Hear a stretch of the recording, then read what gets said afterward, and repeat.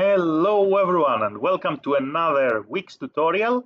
Today we're going to explain how to connect Yandex Metrica with WIX directly, how to add the Yandex Metrica tag on a WIX website directly. It is very easy. Before we go there, make sure you like the video, subscribe to the channel. It helps tremendously to create new content, so thank you very much for the support. And here we go. Step number one, you go to metrica.yandex.com, and here what you can do is you can either copy the ID straight next to your website, or what you can do is you can click to one of your websites or to the website that you want to use, and on the top you will find the ID. You are going to copy this number here, and this is the ID of your Yandex Metrica tag. Next, you're going to go to the WIX backend. You need to find marketing integrations.